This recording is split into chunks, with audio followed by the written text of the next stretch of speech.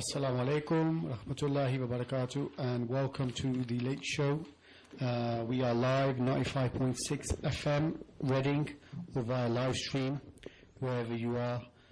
We hope you had a lovely day, and we're ready to kick off another show.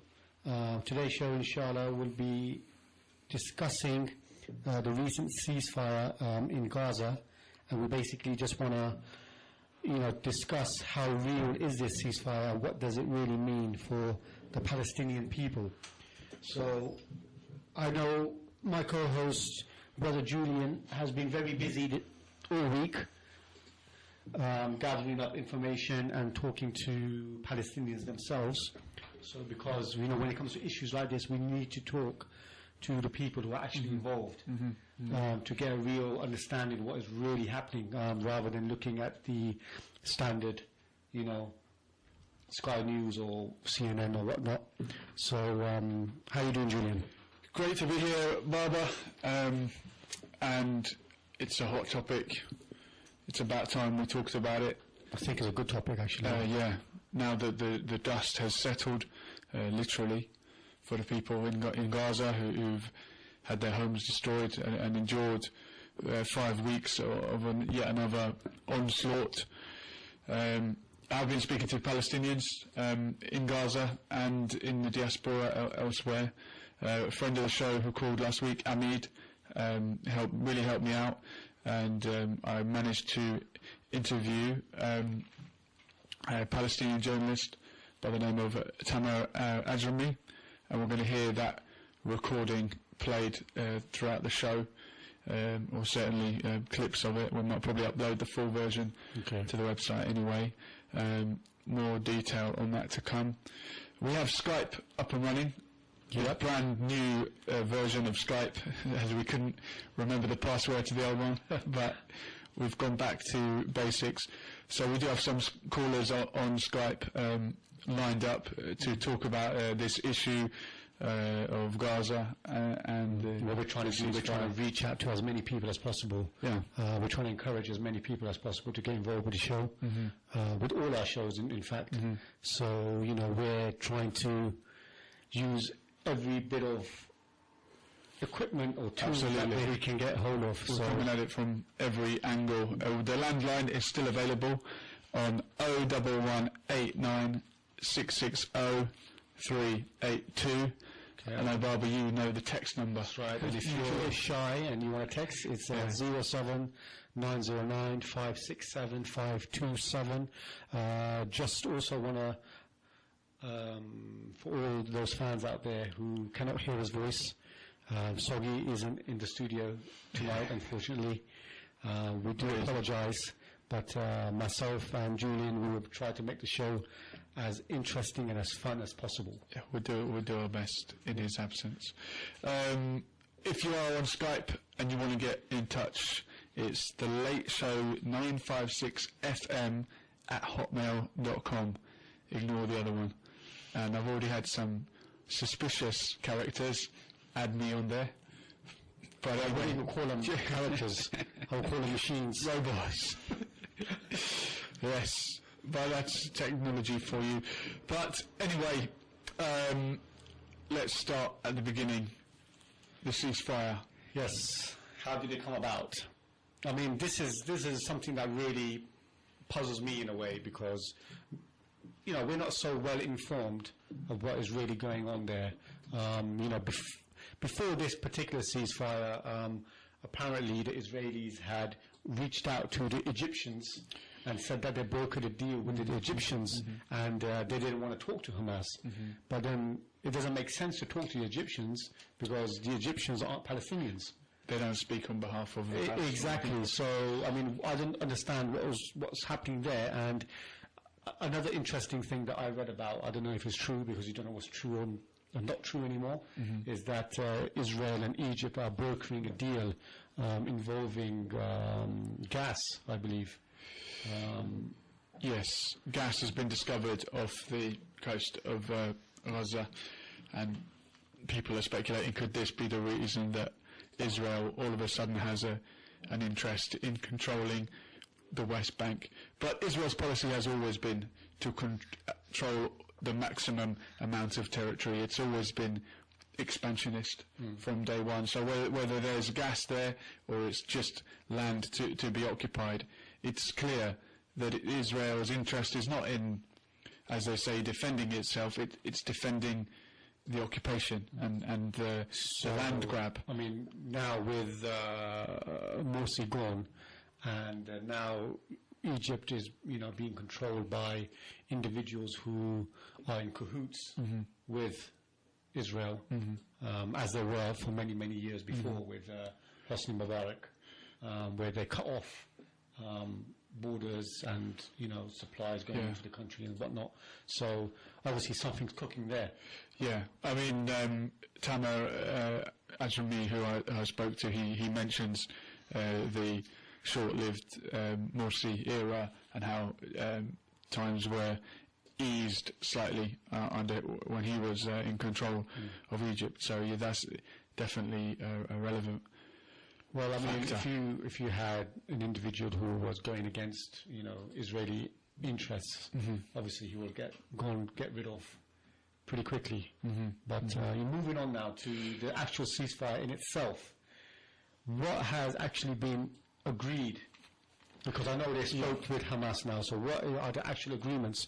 And they said they agreed to Hamas's terms. So what are the terms? The terms will actually not be revealed for another month.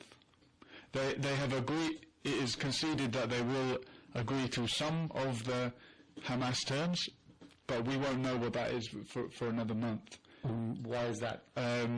Perhaps because it hasn't been decided exactly yet. I know requests and demands for a seaport, an airport, and for building materials to be let through are on the agenda. For a long time you couldn't get building materials into Gaza. I think A4 paper was banned. I mean, no, that's not a joke. I mean, imagine having an airport in Gaza or Palestine. Yeah. I mean, I don't think the Israelis would allow that, because that just means free travel out. I won't give away too much of the interview, but Tamer Ajrami will explain in the recording that they did have an airport, and under the international law, under the Oslo Peace Accords, it was agreed that they should have, and that was demolished in 2002, and they haven't had one since. So it is their right to have an airport. Since when does Israel give anyone their human rights? I don't know. Well, that's what I'm saying. I mean, I would find it very difficult that Israel would allow it to happen, where, that for them they hate Palestinians to move around freely. They can expect more rockets then. And if they don't like rockets, then, we'll just go back to square one. And the Palestinians have sacrificed 2,000 lives, but they've shown they're not ready to lay down. Producer, have we got any Skype calls good to go that we can link up with? Which I want to get. My dream is to get a phone call from every country in the world. We've had Saudi Arabia, we've had America, we had someone pretending to be from Scotland, and hello. Who have we got now? Hello, caller. I'm not getting anything this end. Just mute. Producer. That might be better. Something. Hello? Hi there. Hello, who's calling the show? Or who are we calling? You're calling Ryan. Ryan. Harry. Lovely to speak to you. How you doing, bro? Hey, how are very you? well. How are you? I'm good. We're live on air, and we're talking tonight about the ceasefire in Gaza. What have you got to say on the matter? Yes, well, thank you very much for calling me firstly. It's a pleasure to have you on the show. Thank you. I hope you're all doing very well and very happy. Where are you calling from? Where are we speaking to you from? I'm based in Latvia in Eastern Europe. Yes! That's another country on my list. You've made my day. Cross that off. Actually, you guys have to come and visit. It's very, very beautiful. Is it cold? It's actually it's okay. I mean, today was very warm. We just, we had a lovely summer. It was about 33 to 37 degrees. I got a really, really nice tan. So, yeah, feeling good. I'm delighted that we're going live to Latvia. That's another country ticked off the list. That's it, man. That's it. That's the joy of technology. Yeah, the world's getting smaller. But, Ryan, did you follow the conflict and then the so-called resolution to the conflict? What's your view on this one? Yeah, so just at the outset, I think it's really important to say that, just briefly, that my background is that I'm a member of the Baha'i community, just very, very quickly and briefly, the Baha'i faith is entirely non-political. So with this Israel Palestine crisis that's going on, Baha'is are very clear that we actually don't take sides in this conflict. In this political conflict that's going on. Well, Desmond Tutu said something about that, but I don't want to interrupt your flow. That if you remain neutral in the case of an injustice, you have taken the side of the aggressor. But I wouldn't want to offend your beliefs or anything like that. That's a really, really good point, because I wanted to add to that as well, is that although we're not taking sides, it's not an apathetic stance, because the dispute is a tragic one, and any type of war. I'm calling you from Latvia right now, and very close to us we've got the Ukraine crisis that's going on as well, and any type of war is lamentable, and any kind of aggression, is deplorable. War is darkness, So what I want to say is that members of the Baha'i community, we have Baha'is from Jewish and Muslim backgrounds. So it's very important to note that we want to see love and understanding between these two groups. I would add that the anti-Zionist movement has people of all backgrounds. Muslim, Jewish, Christian. Well, it does. I mean, my point is that there's no prejudices. If I can just share that, from my own family background, I've got Jewish and Muslim blood in me as well. So what I really want to see is reconciliation and love between these two groups. But isn't this the problem when people start talking about religion in terms of blood? How can you have Jewish blood if it's meant to be a religion? Or Muslim blood, if I can become a Muslim tonight and Barbara Ali could stop being a Muslim tomorrow? That's a good point. I don't it's just faith, isn't it? My granddad, comes from a Muslim background. If I word it differently, maybe. No, I think he's coming from more of a cultural standpoint than a religious standpoint. I know. No, Ryan, I get exactly what you're saying, but I'm just trying to come back with what some of the questions people might have about that kind of talk. Because faith is meant to be in the heart. It's not meant to be seen as a kind of a nationalism. And I think that the problem with the situation in the Middle East is that a religion was turned into a nationalist movement about blood and being perceived as a race rather than a religion, which is why in the West Bank you've got roads and houses and buses, and I've seen them, which are for Jews only. Not for only, not in terms of a religious sense, but someone of Jewish, in their terms, blood. And that's wrong. Yeah, I mean,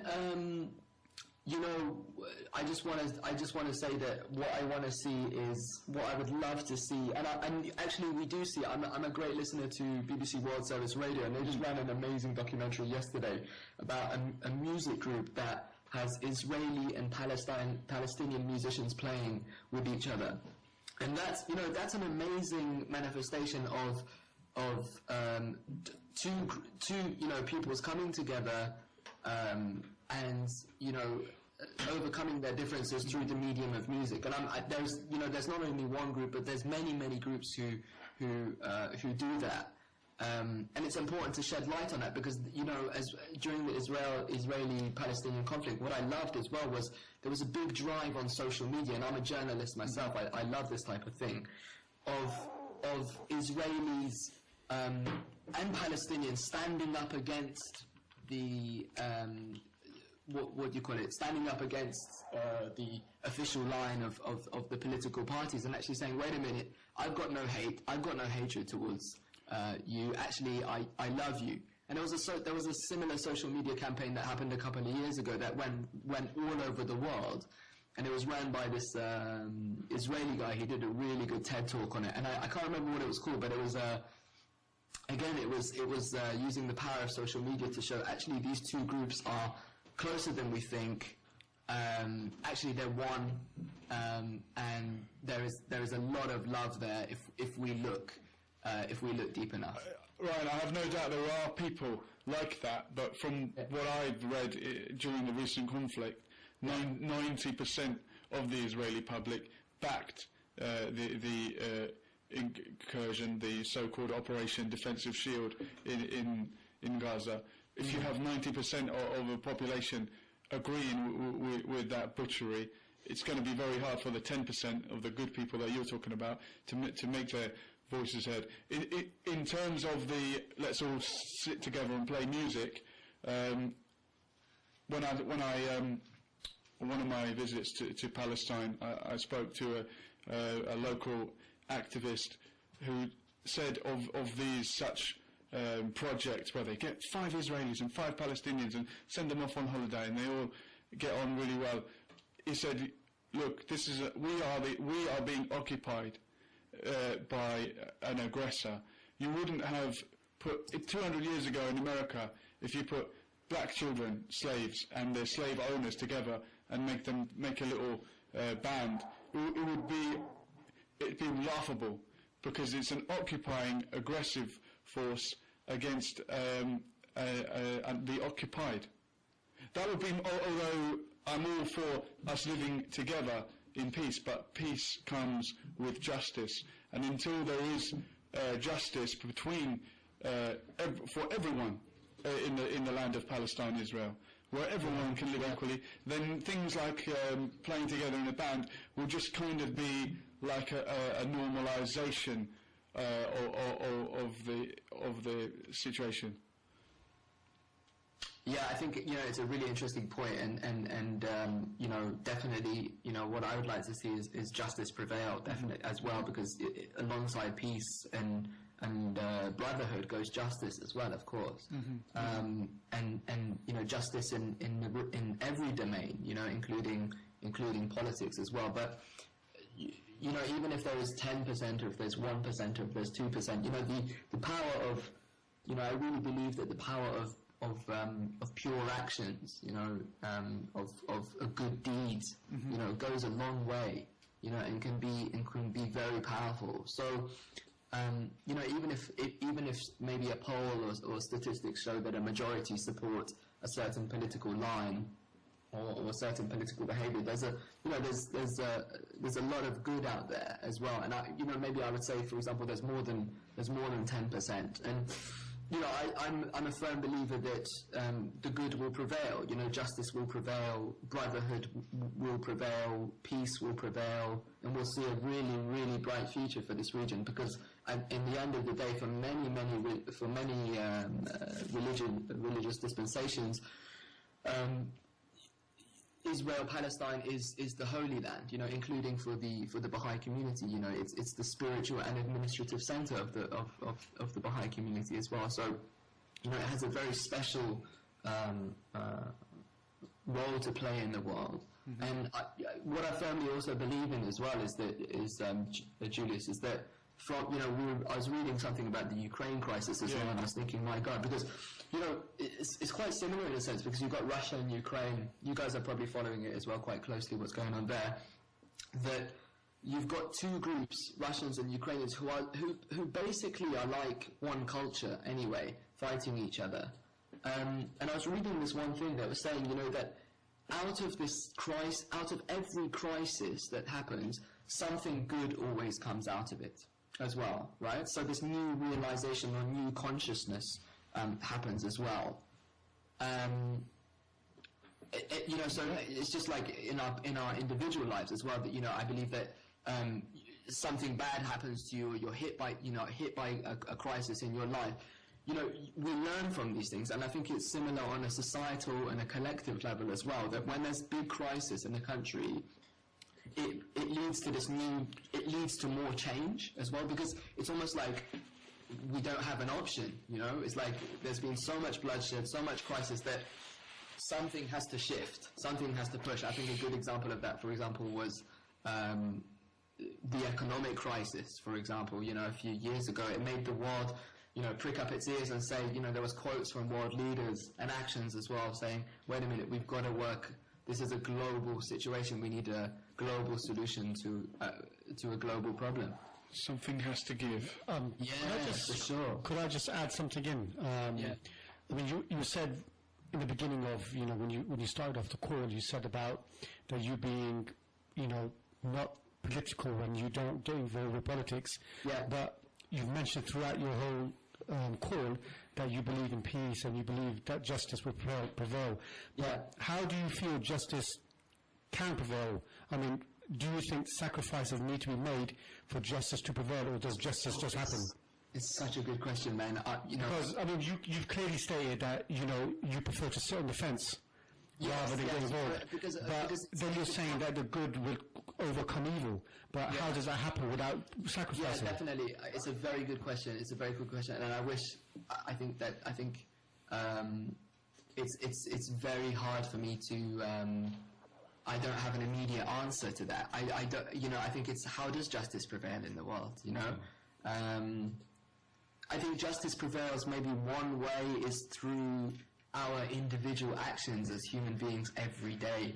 How do we show fairness and justice in our lives, right? To our friends, to our families, to anybody that we see around us. I think that's one way. I think that there's this one. If you don't mind sharing, there's this amazing quote. It says, "The betterment of the world can be accomplished through pure and goodly deeds, through commendable and seemly conduct." But who teaches man these deeds? Who teaches man, what is right and what is wrong? God. That's okay. You said it there, God. But God wants man to do the work. He wants man to sacrifice. But you yourself, you said that you don't like to get involved. No. It's so. If I can just clarify about the non-political thing, the Baha'i faith is entirely. It's non-political in the sense that we're not involved in party politics, because the aim of the Baha'i faith is the unity of the entire human race. But how would you get the unity of the entire human race? With what system would you put in place? Because you have to put something in place to get that, right? Yeah, you do. You can't just say everybody just be good. No, exactly, and that's why in the Baha'i faith there is a very the founder of the Baha'i faith put down laws and ordinances in which to build this new world that the world is moving towards gradually. But the non-political thing means that it's non-party political, but that doesn't mean that the Baha'is are not involved, for example, in the affairs of the United Nations, which are not, for example, non-party political affairs. Because if you see what I mean, the aim of the Baha'i faith is unity of mankind, then Baha'is wouldn't be able to ally with a certain political party, because the nature of party politics is in a sense one against the other. Well, Ryan, if you see me getting beaten up, bro, I hope you'll jump in. That's all I'm going to say on that one. Man, that's of course. If I come to Latvia, because I don't want it to. It's very important not to be misrepresented that it's non-party political, right? So we don't get involved. A Baha'i wouldn't be a member of the Conservative or Labour government, for example, right? Nor would I. Automatically, you're it's one against the other. Whereas the Baha'i community is the aim is the unity of mankind, right? Now, the way that we can bring about change is individual and collective, right? So, like I said, on an individual level, the power of good actions. Yeah, it goes a long way. Now, on a collective level, that's the Baha'i community all over the world is engaged in community building activities and working with children, with junior youth aged 11 to 14, with all ages. In society building projects at the grassroots. I'm in a neighborhood here where, for example, once a week we have devotional gatherings, prayer meetings. We come together in my neighbour's home and we say prayers. Ryan, one question. Yeah. And then we go. Scottish independence, yes or no? Yeah, man. See, I'm not. Come on. Oh no, because this. Right, we got to leave it there. So. Right, but thank you having. But thank you so much for getting in touch from Latvia and call again. I want an answer next time on the Scottish independence, because it may have happened next time I speak to you. Thank you. Cheers. Thank you. Cheers. So that's Ryan from Latvia. I'm slowly ticking off each and every country. You need to get a world map in there. Yeah, I know. We'll put one up there, and we'll just start. We'll put a little tick next to Latvia, if I can work out where it is. Brilliant. Producer, any more Skype calls? Let me know. Otherwise, I will. Crack on. It was a pretty interesting call, I thought. It was pretty. He's a very intelligent guy, Ryan. I know him from years back. He's actually very well versed in all the situations of that. He knows about ISIS. I've talked to him about Saudi Arabia and various political situations. But yeah, he's sitting on the fence.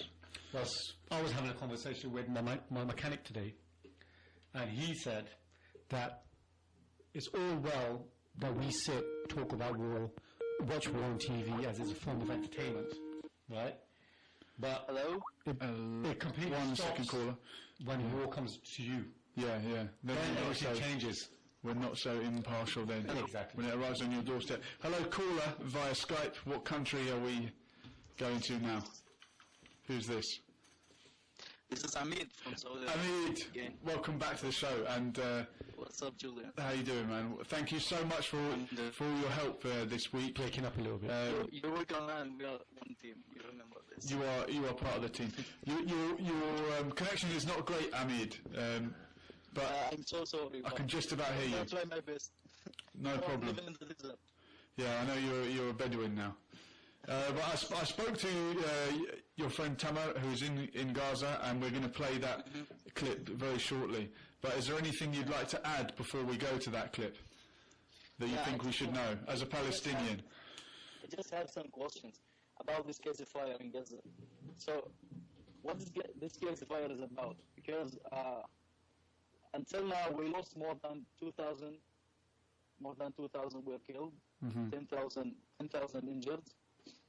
More than 16,000 houses have fallen on the people's heads. All this now is destroyed. So,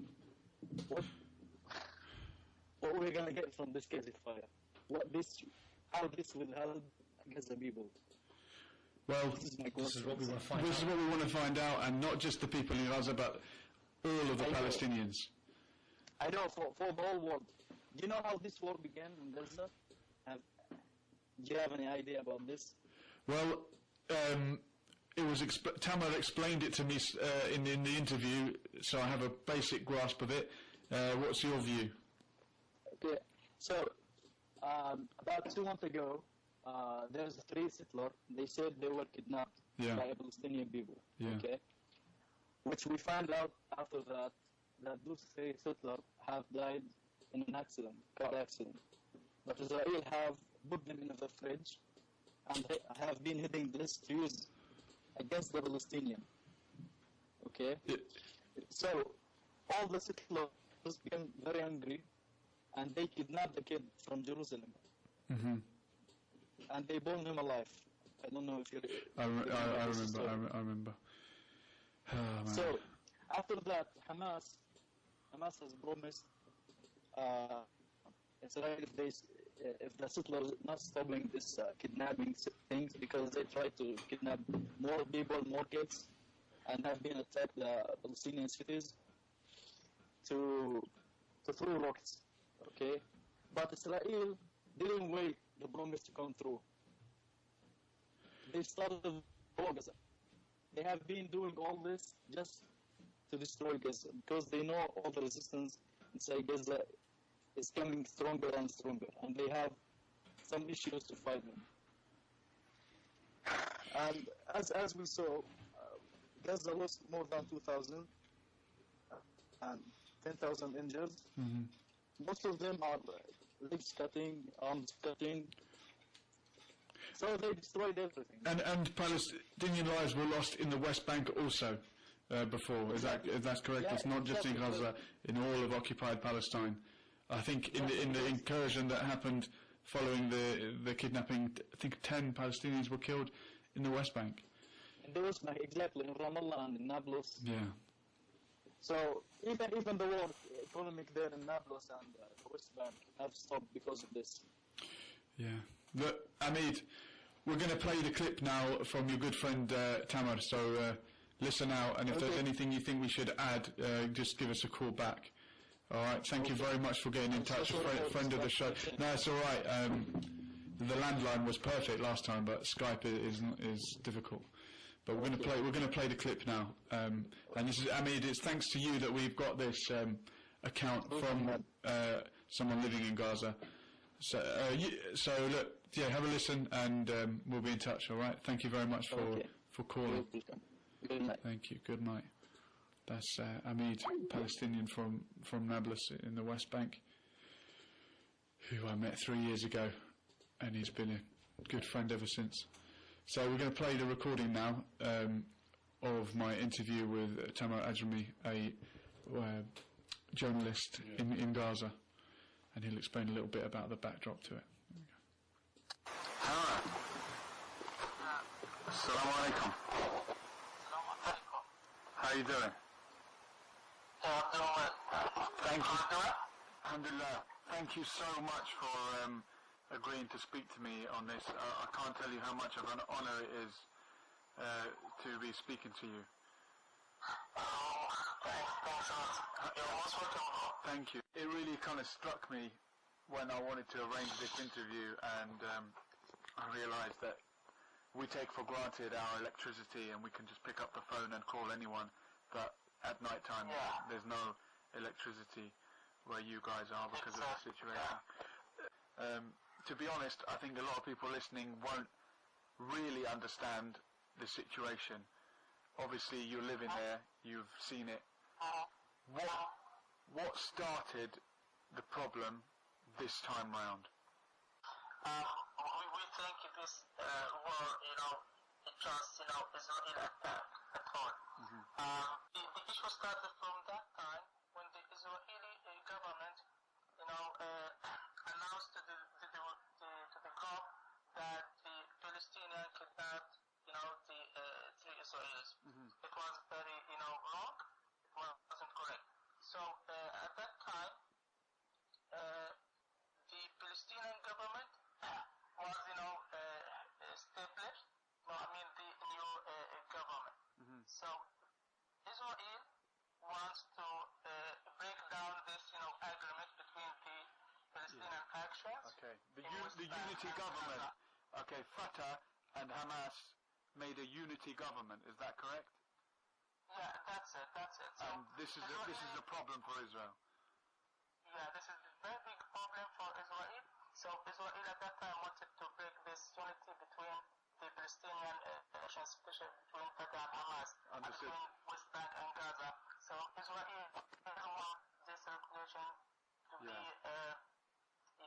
in this time. And for those that might not know, Fatah control the West Bank and Gaza is controlled by Hamas. Is that correct? Yeah, that's correct. Okay. You can say that. Okay. Yeah. But it was something that occurred in the West Bank that was blamed on Hamas. The kidnapping. You mean Palestinian side? When the settlers were kidnapped in the West Bank, it was blamed on Hamas. Yeah. And that turned out to not be true. Yeah, and that was a lie, I believe. Yeah, it was very wrong. It was very big, lie. Yeah, sure. Well, go ahead. So from that time, they made incursions and kidnapped. I think the Israelis took 700 prisoners, something like that. Yeah, that's correct. Okay. And even they, detained, some Palestinians who were released, in the 2012. Okay, under the prisoner like, release. Yeah, it's like they returned them back to the prisons. Okay. After the 2012 release. And this sparked the reaction and rocket fire from Gaza. Not exactly. but Israel attacked Gaza. Okay. Heavy weapons. Israel used heavy fighters. F-16. So Yeah. Israel started to attack some places in the buffer zones. Then the war started. The resistance here. It's like defense against the Israeli attacks. The resistance. Sorry for interrupting, but the resistance in Gaza is not just Hamas; it's other factions as well.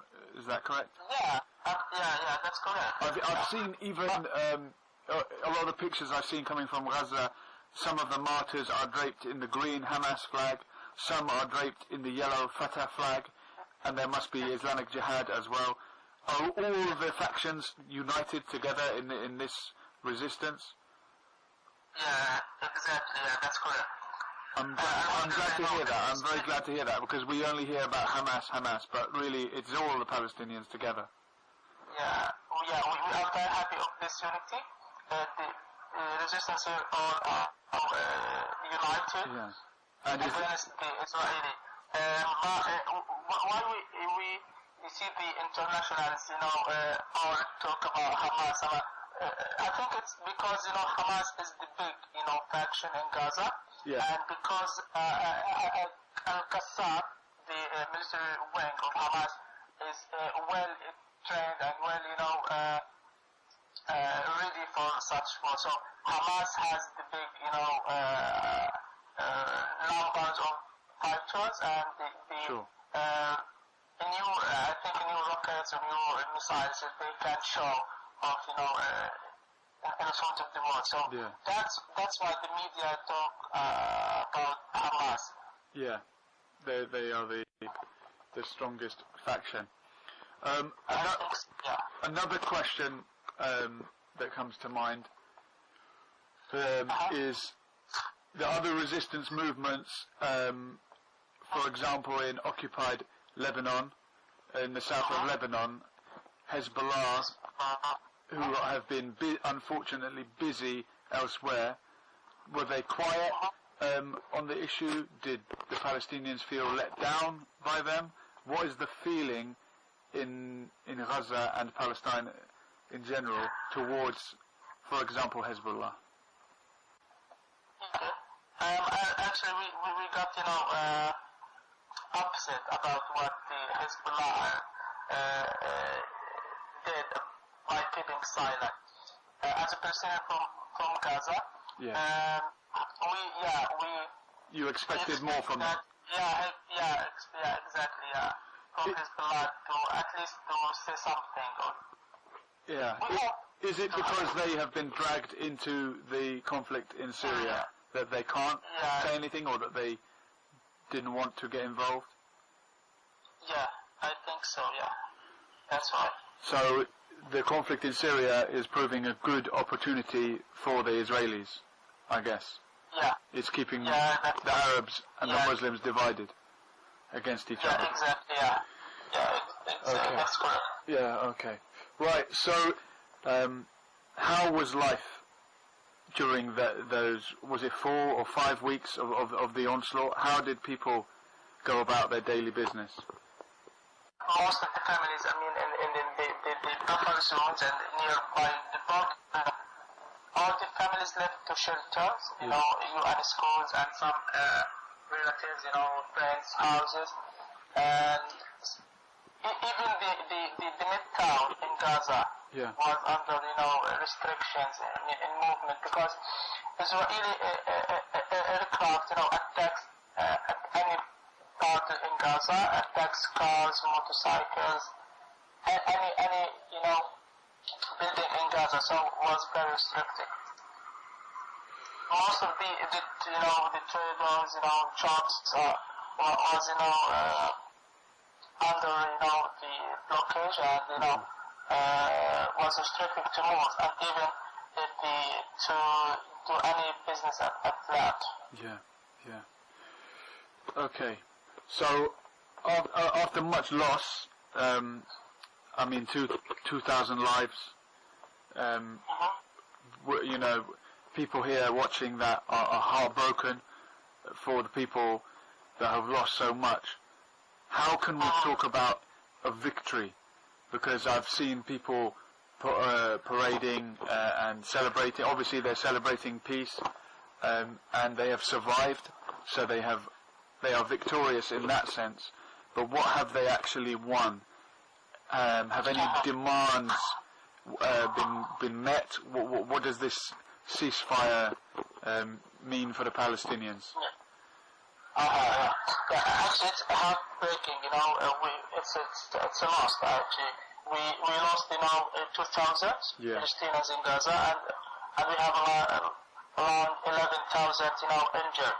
Yeah. So it's a loss actually, but the victory in Gaza comes from how Palestinians, live under the blockade.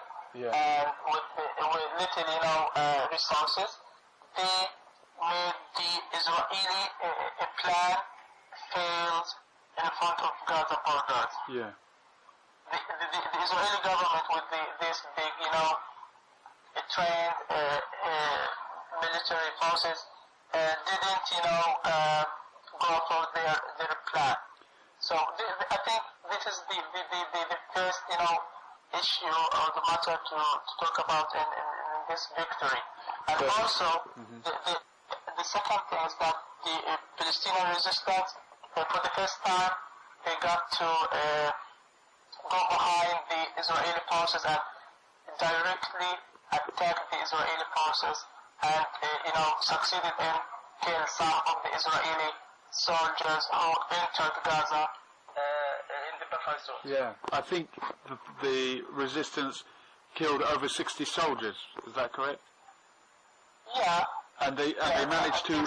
So they managed to enter 1948 Palestine, so-called Israeli territory. Exactly. Yeah. During the ground invasion. I mean, it's incredible when you look at how many were killed on both sides. Or let's say 99% of the fatalities on the Israeli side were combatants, were soldiers. Whereas on the other side it was the complete opposite. Yeah, the complete opposite. Yeah. What about? Go on. You can put this under victory. Yeah.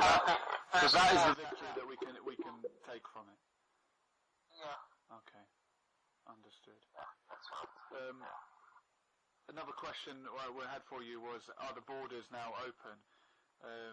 The blockade on Gaza, the siege, which has been going on, since 2006, 2007, which restricts what can come in and what can go out, and puts every Palestinian on a diet controlled by Israel. What is the situation now? Are the borders more open? Are goods going to be flowing through? Can I travel to Gaza? Can I come through Rafah? What's the situation? Yeah, actually, the blockade is still going on. Nothing is new to say that there is release in the blockade. But nowadays the borders with Israel are open in some hours. For the humanitarian aid to enter Gaza. Okay.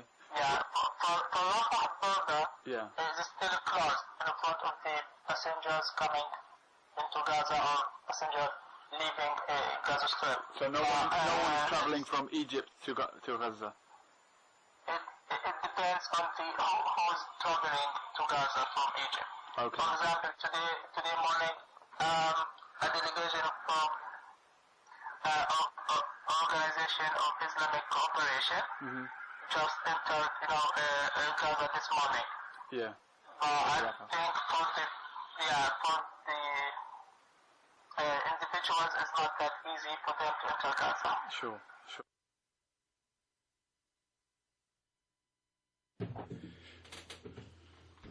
We're back.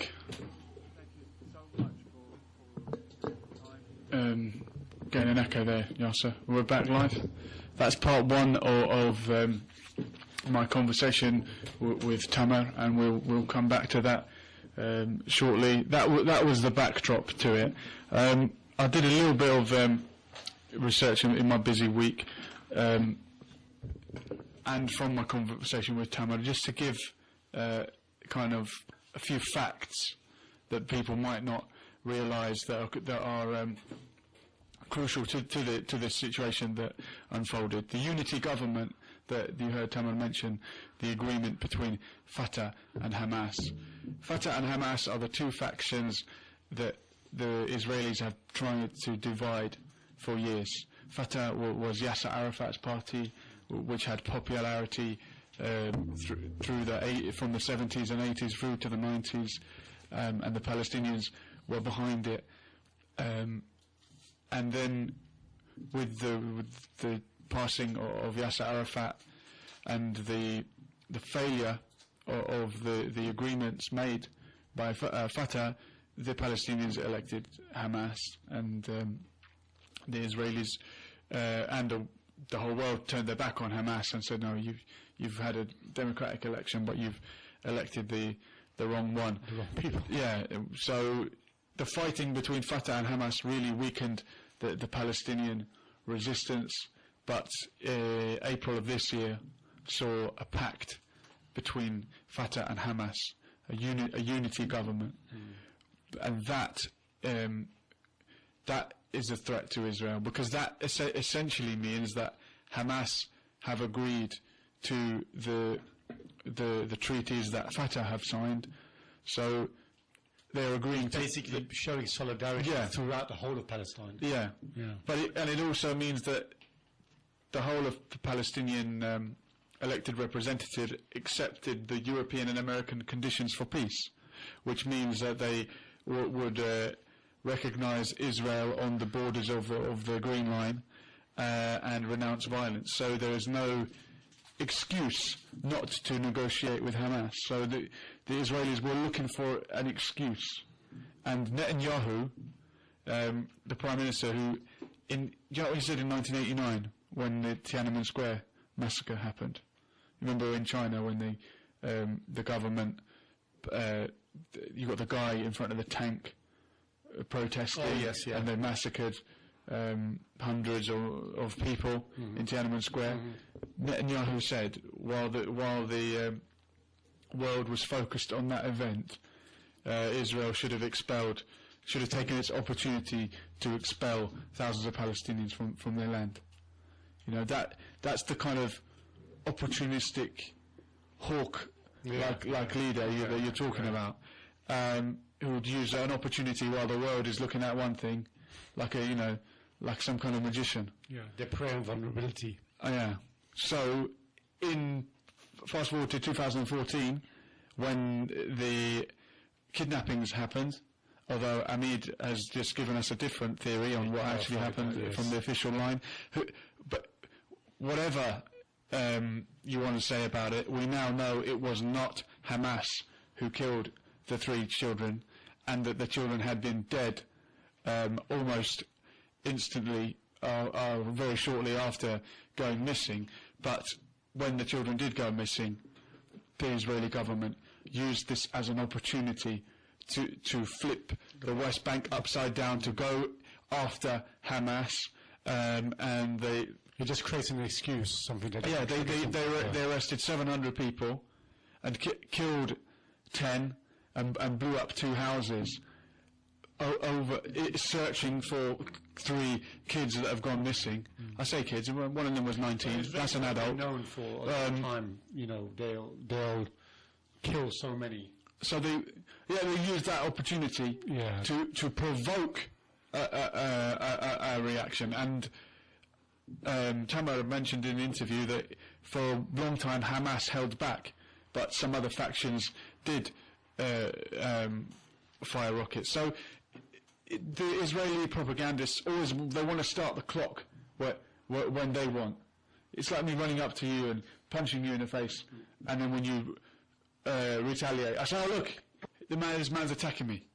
So that's just a little bit of information I think we needed to look at. The other opportunistic moment. Can you remember, Barbara? I'll put you on the spot. During these 5 weeks, a huge event happened elsewhere, and Ryan mentioned it. Well, it's to do with what he mentioned in the Ukraine. I'm not too in touch with the Ukraine. Soggy would have known. Another plane came down. Remember the second plane? Yes. In the midst of the Gaza conflict, a plane mysteriously got shot down from the same country. Yes. Maybe by another Malaysian plane. Maybe by Russia. Maybe by the Ukraine government. Maybe by Russian rebels. But while the world was focused on that distraction, Israel upped the ante yet again, and massacred maybe hundreds more. I'm not saying that. I'm not. I wouldn't rule anything out. They've got enough. But you just waiting for an opportunity. Whether you instigate it yourself or you wait for it to happen, it's still, as their motto says, by the way of deception we shall do war. You couldn't make it up. So that was the provocation, and in the closing stages, when the ceasefire was on the table and the hours and the minutes were counting down, they went all out to destroy infrastructure in Gaza and pulled down tower blocks where people are living. Never mind UN schools and all the rest of the carnage that they caused.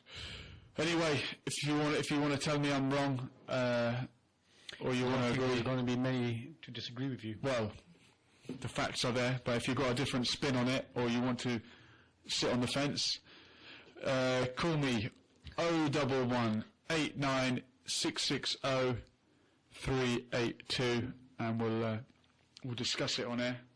We're going to play a bit more of the recording in a moment, but you feel free to call, and we will line you up ready to go. Or you could send us a text. 07909 567 527. I'll repeat that again. It is 07909 567 527. So another thing that came up is regarding this water issue in Gaza, where 90% of the water in Gaza is unusable, meaning it's polluted or it's no good. It's not even good enough to bath in, basically. And what's happening is that where children especially haven't had a bath for a long time, and they're starting to get skin infections and skin-related diseases or illnesses, and it's all down to the water. Recently I've seen, obviously, the water bucket challenge has been massive the last week. I think it's dying out now. I haven't seen much of it on my feed. Finally, yeah. Yeah, we had to bleep that one out there, just about. So, I mean, that's dying out. It's pretty much died out. And a lot of people are doing this Gaza bucket challenge now, which obviously is in sympathy to the suffering people of Gaza where they have no water. Also, it's not only Gaza, you've got many parts of Africa. That's a bucket of rubble, right? Not a bucket of water. Yeah, a bucket of rubble. And you've got, obviously, many parts of Africa as well who don't have any water at all. So, I don't know really, this whole AIS or ALS, was it AIS? ALS. Is it ALS? ALS. Just ALS challenge. ALS. Yeah. It was all fun, but I think it was more about fun than actually doing charity work. Yeah, I think, what was it I said last time, instead of doing something... Yes, you said instead of throwing the bucket of water just over you, just make sure you're standing in a bed of flowers. Oh, yeah. And then it doesn't go to waste. Watering the flowers. Yeah, they come and go, these fads. God, sometimes I feel like we're just a bunch of faddies, puppets, trained dogs. They will jump when when Facebook tells us to do so. It's all about the hits now, isn't it? It is all about the hits. It's all about the hits. Unfortunately, we struggle to get hits, but we don't care. I'd rather get a few good ones from Saudi Arabia and Latvia than millions of morons tuning in. That's the truth. But going back to the ceasefire, the so-called ceasefire, I want to talk about what's happening in the West Bank. I've got the Guardian in front of me. It's not front page news. It's not back page news. Page 15. US and UK condemn West Bank land grab. So there's a ceasefire with the Palestinians, apparently, but Israel have been claiming or seizing 1,000 acres of land, nearly 400 hectares or 1,000 acres at Gavot near Bethlehem. I mean, it's hard to understand the situation unless you've been there, but I remember the first time I visited Palestine and with Jamal, a keen listener and friend of the show, and we were in Bethlehem, taking a taxi up round some kind of like the side of a valley, and we looked out onto the horizon, and you see all these white buildings dotted across the landscape. And the taxi driver was explaining to me, yes, so these are settlements, and you don't see them a lot on the news. You might see the map of where they are if you follow Palestinian politics, but I could see the landscape dotted with these settlements, which it's housing for Jewish people only, with roads that lead to them for Jewish people only. And so only Jewish area, basically. Yeah, it's like going through Compton or something like that. Well, it's like going through South Africa when there was areas for only white people. This is not ghettos where people are forced to live. These are mansions where the land's been taken. The land's been taken, and you talk about the 90% of the water in Gaza not being fit to drink. The settlements built in the West Bank have swimming pools. Imagine. Yeah. And these are illegal under international law, and I think people don't understand. And I've even had friends who do follow the situation in Palestine and are kind of sitting on the fence, cheering people on. Say, oh well, what do they talk about? Palestine do have this bit. They have the West Bank and they have Gaza. The West Bank is being wiped off the map. Palestine it's vanishing.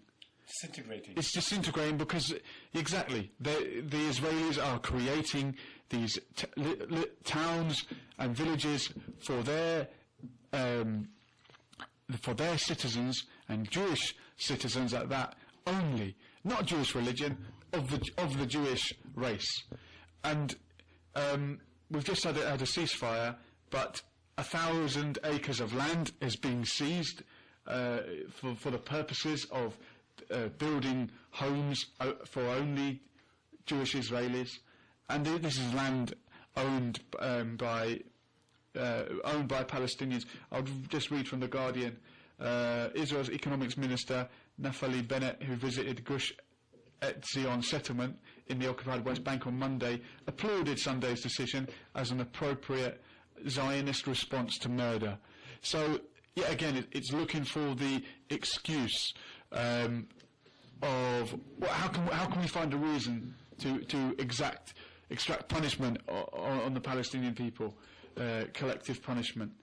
The direct link between the murder of the 3 students which shocked Israeli society and the announcement suggests the move was designed as a punitive measure. Just stopping you there.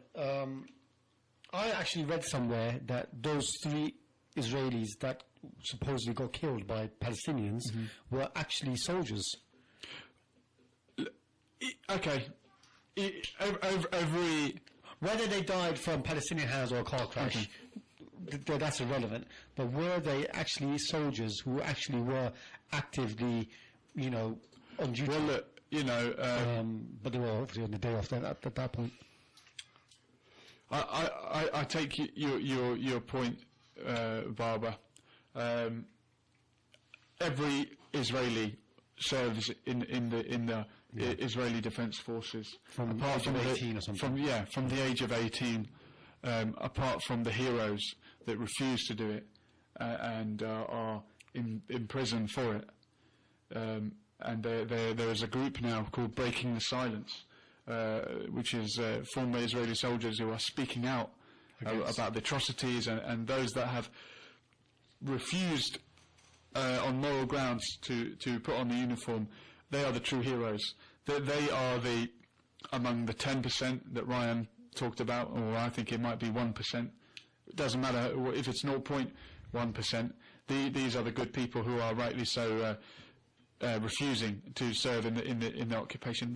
It's the world's longest occupation. Those were the individuals that refused to sit on the fence. They actually made a stance, they actually sacrificed, because for them to not do it has consequences, and they have to face those consequences now. I think... Well, doing right has consequences, doesn't it? Yes. Sitting on a fence doesn't have consequences. Well, it does when you're the last one there and they come for you. Well, what I find with fence sitters is that when the dust settles, they'll just go wherever, because they never really were biased towards anything. I've just had a update from Amid on this subject. Israelis are not allowed to enter university until they've done 2 years in the Israeli Defence Forces. So there you go. Were they soldiers? Were they not? Because there was an image circulating with them actually in uniform. I mean, of them in uniform and mocking some Palestinian kids. Well, Lee Rigby was a soldier. He was off duty when he was murdered, and that was wrong. If they were off duty, I'm sure it's wrong to kidnap and kill them. But really, I'm not going to condone kidnapping and killing. But no, we're not going to. Obviously, we're not going to condone the killings. What do you expect if you occupy a land for 40 years? 1967. Go on 40 years. What's that? 47 years. What do you expect if you occupy that land with a brutal military force, a brutal military occupation, and you want to bring children up in that environment? One of them was armed, apparently, and yes, they will be soldiers. It's child abuse to bring a child up in that kind of environment. And I've been physically attacked by settler children in the West Bank. I've had stones thrown at me by them. They're obviously brought up and brainwashed to hate anyone who's not of their race. So, are you surprised that... Do you record it? Do you know what? There is footage of it, yes. And I tried to speak... I stood my ground for a few seconds, and then I saw a soldier and thought, let's walk away rather than run. I tried to speak to the guy. I said, do you speak English? Why are you throwing stones at me? And then I reported the incident to the soldier at the checkpoint. They looked religious. They didn't act it, I must say. When all the religions tell us to treat others as we would expect to be treated, they certainly didn't do that. And I reported the incident to a soldier at a checkpoint, and he said, this doesn't... while we went to do that, someone else was complaining of the exact same harassment, and he was denying it, saying, no, it doesn't happen. And I said, it's just happened to us. So this is what the violent occupation will bring. Ryan said it earlier on, violence breeds violence. Yes, it does. And when you are backed by the world's only superpower and you've got F-16 fighter jets, you're a lot better at violence than the stone throwers and the rocket firers. Yes, the rockets, They don't have heat-seeking missiles. They're not heat-seeking missiles. No, they don't have ballistic tips. They are just makeshift weapons. They're like sophisticated catapults. You could say that. And if you want to talk David and Goliath, that's definitely the analogy that. Right. Is it true that there is no missiles that actually land in Israel anyway, because they have this dome apparently? The Iron Dome, and they just hit the Iron Dome. Look, Israel does have Iron Dome, Iron Dome. So it's not a conspiracy then. There is an actual Iron Dome. Iron Dome is the name for a system which tracks any missile heading towards Gaza and then can be shot out of the air. Okay, and the sophisticated Israelis have that technology. However, they didn't have it in December 2008 to January 2009 during Operation Cast Lead, when the rockets killed about 4 or 5 Israelis rather. They did have it this time round, and the rockets killed about 4 or 5 Israeli civilians. So whether they have it or they don't have it, the rockets don't do you know what. The rockets are an honourable attempt at self-defence under a aggressive occupation and provocation, because the Israelis will talk about, Israel has the right to defend itself. Well, if Israel withdrew to its internationally recognised borders and stopped occupying Palestine and opened the borders for trade and resources and aid to anti-Gaza, then if rockets came, they would be so-called defending themselves. But until that happens, it is the Palestinians who are brutally militarily occupied. It is them who is defending themselves against an occupation, and Israel has a right to defend itself. It can defend itself and its citizens by withdrawing from the occupation. It's as simple and as easy as that.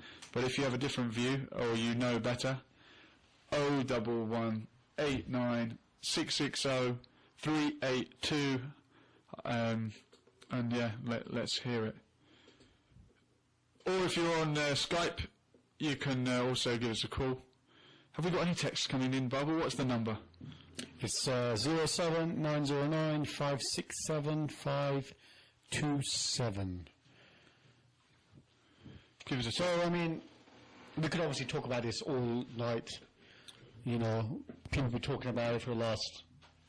Well, as I said, occupied for 47 years. So we talk about the last 40 years. We talk about and the Nakba since 1948. What do you think, as an individual who's very passionate about this, someone who's been around a while, someone who goes out of their way and goes to protests and whatnot and tries to create as much awareness as possible, what is the solution for you? What do you think the solution is? You know, I'm not a Palestinian and I'm not an Israeli.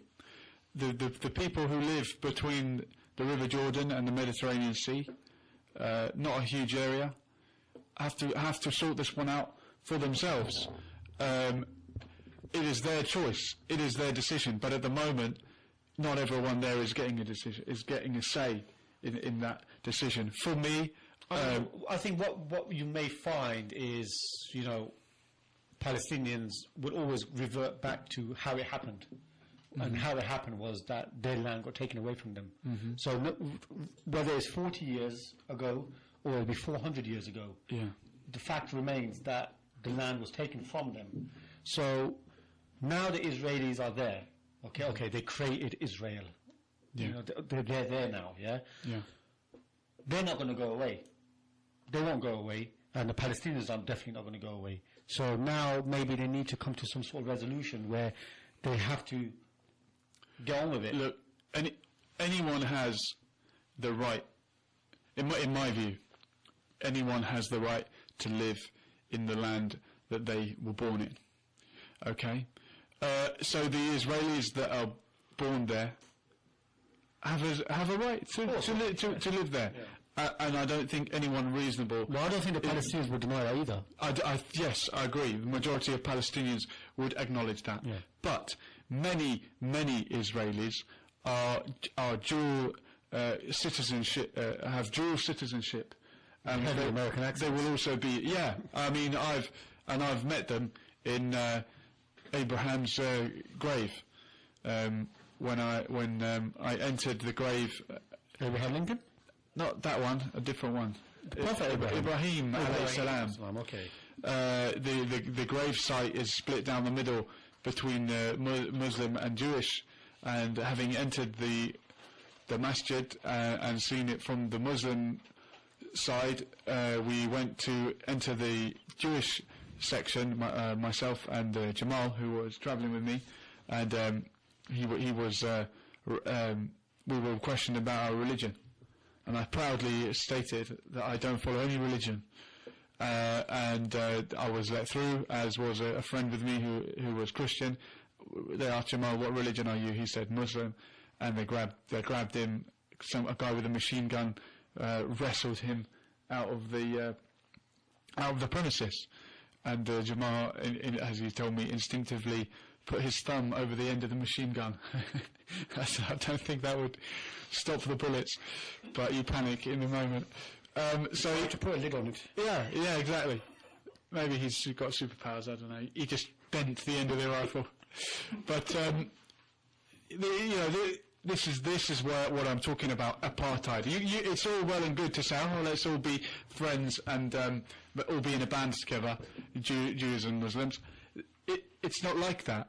So I entered the Jewish side of it and put on a yarmulke, and I was engaged in conversation with a couple of I won't say worshippers, because they, as I said before, they weren't exhibiting any of the virtues you'd expect from any of the religions, but the couple of guys with thick New York accents started giving remarks of disgust when they heard the adhan coming from next door, and they said to me in a thick New York accent, "A lot of people are going to tell you different things when you come and visit here, but this is our land. This is our land, and anybody else here, they just visitors." And it's like, how can you call them visitors when you've got a New York accent, and the people that live and born here and have been here for thousands of years? How are they the visitors or the intruders? But that is the fanaticism that is Zionism. So going back to your question, how can we come up with a solution? The obvious, just solution is one country from river to sea, called Israel-Palestine, or Palestine-Israel, one man, one vote, everyone lives equal, and we can all be in a band that day. But until then, we must not,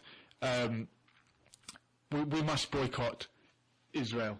We must not, this must be seen as a pariah state, like apartheid South Africa was.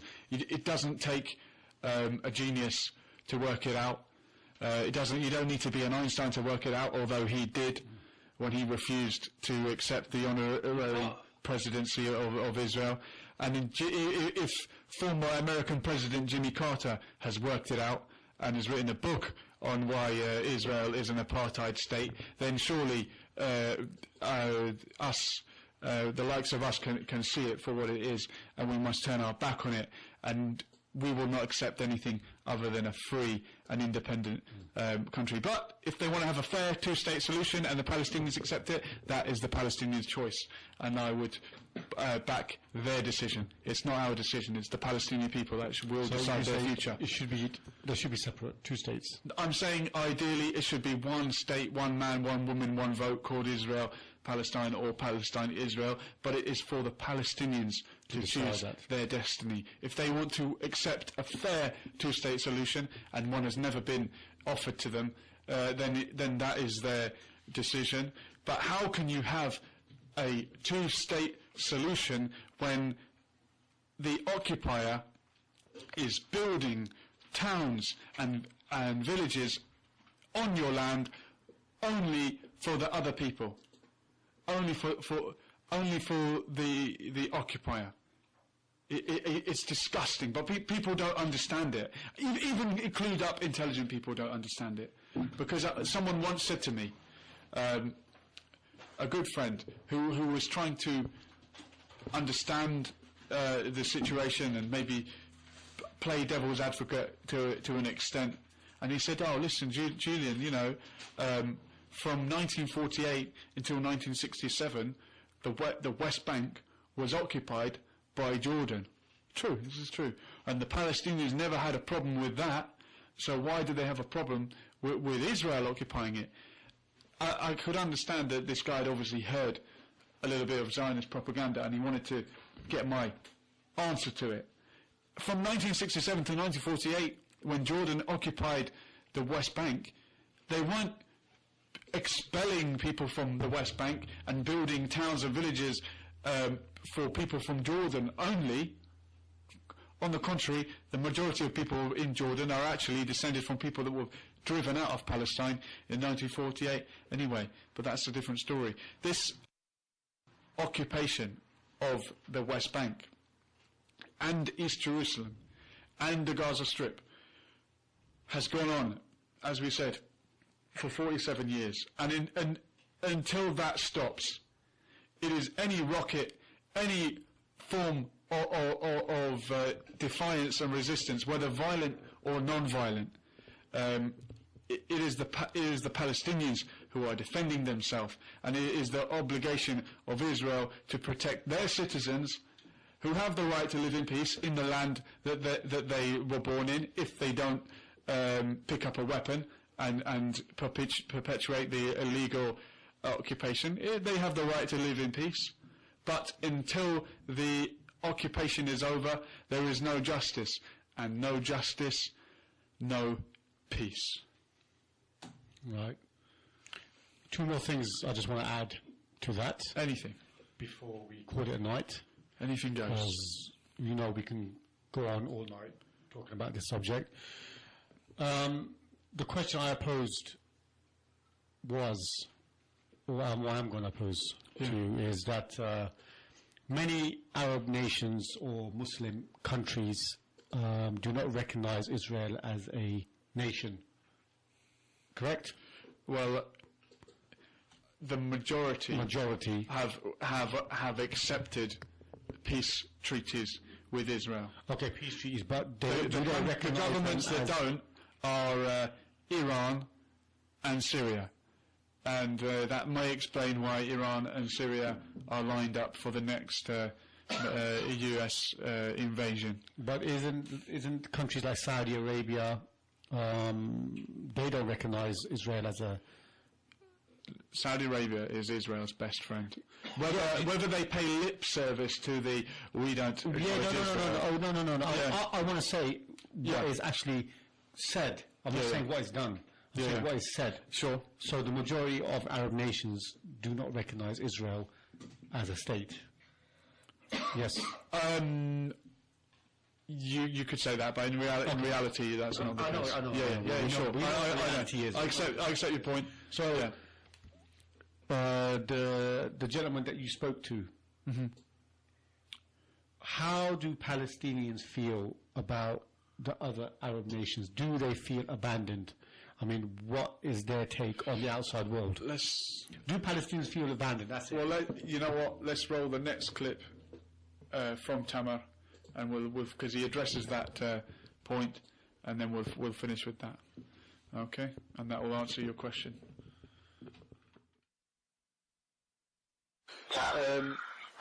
One of the victories that I noted was the extension to the fishing zone. Yeah, and somehow. This is temporary according to the agreement.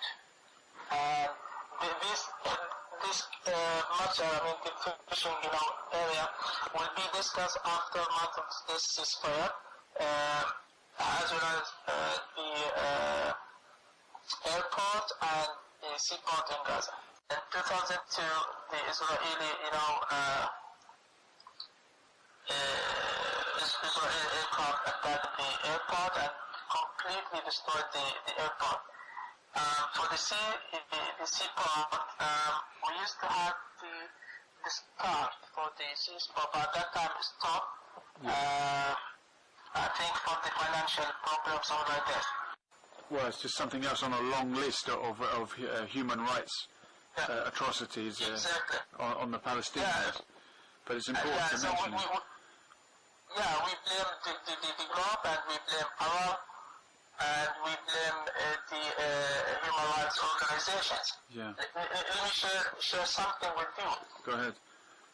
So for me, as a Palestinian lives in Gaza, I have very bad experience, in traveling. Yeah. I have detained in the Rafah border. Yeah. I lost 3 chances to work in international organizations in Malaysia and Singapore and Jordan. Yeah. Yeah, one of them is Red Arm, UK. Okay. Is in Jordan. Yeah. Even last week, I lost a chance to travel abroad. Nowadays, I got invitation to go to Jordan, but I'm not sure if I can live or not, because it depends on the blockade. One more thing is I got engaged in 23 of March. Congratulations. March. Yeah. Elf Mabruk. Allah barik fik. So I expect my uncles from Sweden and Texas, US, to come down to Gaza. Yeah. But till now we keep postponing the wedding day. So it's very bad experience actually, and even my friends, uncles from Germany, Cyprus, they can't come down to Gaza. So till now, we have this issue. Yeah. The blocked, borders with Gaza's borders with Israel and Egypt. Yeah, and the Sisi government is not helping. Yeah. Did the Muslim Brotherhood help you? You mean Morsi time? Yeah. At Morsi time was it's like golden time actually. Really? It was a short time. Yeah. Okay. Borders were open. Trades were very, successful between Egypt and Gaza. I've heard that the Gaza Strip is one of the most highly educated populations in the world. Even among girls, we have educated women here in Gaza. Yeah. People don't understand that because the media it doesn't tell them. Tamer, I don't want to take too much more of your time. I know you're applying for jobs here, there, and everywhere. You're an international man. Look, the last couple of questions that I had for you were, what are the Palestinians' view of the outside world, especially the Arab world? I mean, do they feel abandoned? I mentioned Hezbollah. What about the other Arabs, the other Muslims, and the world in general? In general, for the world, we as Palestinians, we feel abandoned actually, especially from the Arab side. Yeah. We expect the not only the governments of Arab countries, but also the people, Arab people. I could be wrong, but I feel like the people are with you, but the governments are not. Yeah, people, Arabs are with us, with Gaza, but this time they shouldn't, make it in this way. To just, demonstrate in the street. We need something, big. We need them to press the governments. We need them to do something big, like, we need Arabs come from all Arab countries to Cairo to press the Sisi government. We need to do something for Gaza. Yeah. Does it surprise you I'm told that thousands of foreign fighters travel to Syria to fight there, but people are not coming to fight in Gaza. Yeah. Is there an explanation to this? Why is it that the people that want jihad, they only want it against other Muslims? Yeah, this is what we see this Or time. Iraqi Christians? Yeah, in Arab countries we see some jihadists go to Iraq and Syria. Yeah, but they want... While the enemy is Israel. Yeah, this is... In Middle East, yeah. Yeah, So why shouldn't they come to Gaza? I don't understand it myself. Yeah. I don't This is understand. the real jihad. Yeah, exactly. Well said. Well said. Yeah. Final question for you, Tamer, before you go about your important business, and best of luck with your jobs and your work as a journalist. I think it's great what you're doing, putting your story out there in the world. Yeah. I know you've been held back from travelling by the occupation, but you stick with it, and I hope you will contribute to this radio show again. Whatever way that you can, we're going to stay in touch with you. Inshallah khair. The final question is, what do Palestinians see lying ahead for them in the next 5 to 10 years, and how do they see their future? I mean, it's hard to imagine, I guess. You're living day to day, month to month. But 10 years from now, ideally, what could be the situation? Yeah, we are hopeful, but dealing with Israeli side, we sometimes, lose the hope. Yeah. Because, because till now, even after this big war and after the agreement in Cairo on this long-time ceasefire, we see the Israeli side doesn't, exactly follow the agreement. Yeah. So we are upset, and we are afraid that the war, come again to Gaza. So we hope, but it's not that big hope. Yeah, I know. When you look back on the last, in 2008, 2009, 2012, now again 2014, all I would say is, looking at it from the outside, and this may be a tiny consolation or comfort to you, but this time many more people that never really followed the issue or never really understood it were turning out in the streets, which I know is not enough. We need to do more.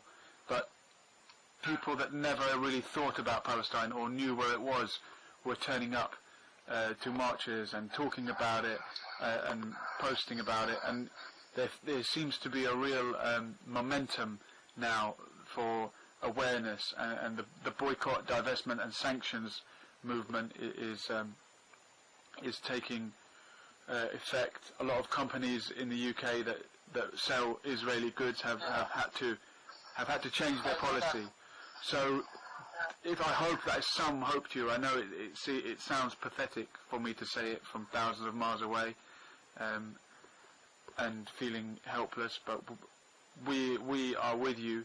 The government may not be, but the masses of people, they know the truth is coming out now because people like you are telling their story, and we really appreciate to hear this firsthand from someone in Gaza. That is a real honour for us. I can't really thank you enough for your comment. That's okay, thank you're most welcome, brother.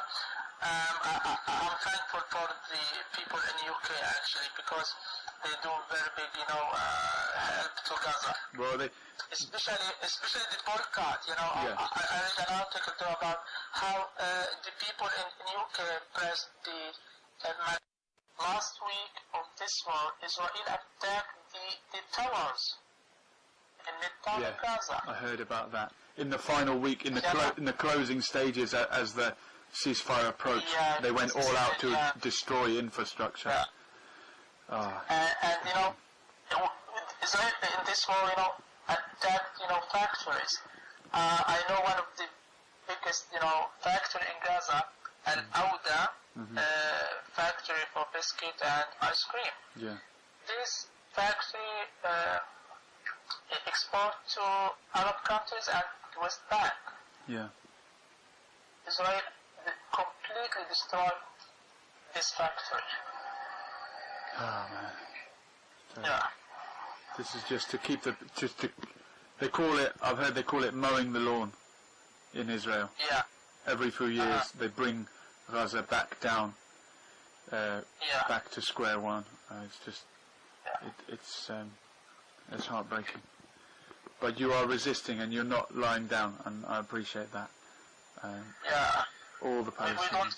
We don't give up. Yeah.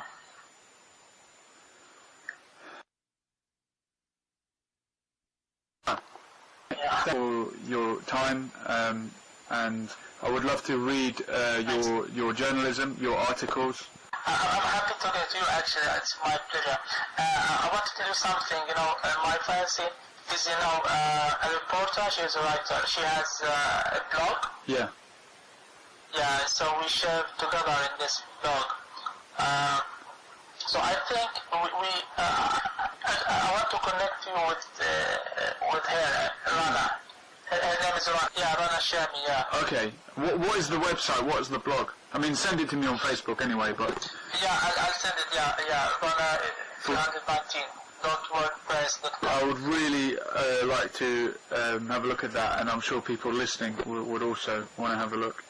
Yeah, we'll be in touch. Maybe we'll arrange it. I mean, Tamer, recently a friend and I were in Lebanon teaching boxing in Burj al-Barajne, Palestinian refugee camp in Beirut. We did a boxing training for children. We would love to do the same thing in Gaza if there was demand for it. I mean, maybe that's something we could talk about. Well, we'd have to find out if it's even possible to enter. Yeah, we will arrange for that. Yeah, well, we can plan that. But look, thank you so much. Message me anytime, call me anytime. We'll be in touch, and you've got another friend in the UK.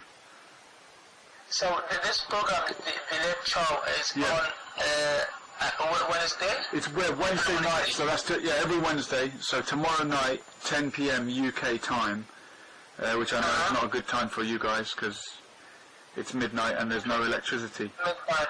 But I'll send you the link to the recordings of the show, and you can listen to it later. That's if fine. You can't listen. That's okay. We'll keep in touch. And I want to connect you with Rana, so I would love to speak. I would love something to say and to share something with you. Sure. Thank you very much. I'd appreciate that. Just send it me on WhatsApp, and I'll be in touch with you. Hope I haven't made you late, Tamer, for your appointments and whatnot. No, it's okay. I still have time to finish my work here. Okay. Good man. I'm happy talking to you. Thank you. Don't work too hard. Yeah, I think it is. Good man. Okay, Tamer. Thank you so much, and all the best with what you're doing. We'll be in touch. Okay. Inshallah. Okay. You're most welcome. Yeah, thanks. Ma salama. Assalamu alaikum. Ma salama. Assalamu alaikum. Bye bye. Alaikum salam wa rahmatullahi wa barakatuh. Bye bye. That was Tamer Ajrami there, a journalist from Gaza who survived the latest onslaught and who will continue to resist through his writing and through his blogs. And Rana Al-Shami, who he put in touch with me there was actually a link that I'm going to share on the Facebook page, because Rana has actually been accepted to study for a master's in London, but obviously funding is needed for that. So hopefully we can get on board and support that. That's Rana Al-Shami. How much is required? I think it's £16,000 is what it's going to cost, tuition fees wise. No student loan like we had on offer. But I will share the link to that page, and hopefully we can help get her to the UK to study for her masters, and sure that will help her to continue resisting electronically, as people say, with journalism and reporting what's happening out there across the world. So watch this space on the Facebook page. I will be sharing the link for Rana Al-Shami to help her get to the UK and study. Any further announcements, Barbara? I think it was a good choice of topic tonight. I thank you for that. Well done. No, definitely. I mean, just what we want to do. We want to create awareness. We want to talk about things that really matter. And we've got the perfect platform here, so we have to utilize it.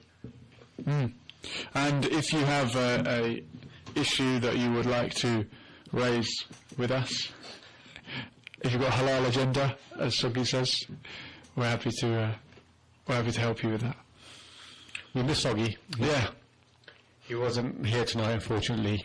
he was here in spirit, but he has been posting very sad statuses lately, so really? maybe that's got something to do with it. I don't know. All right, well, but we hope to see him back in full spirit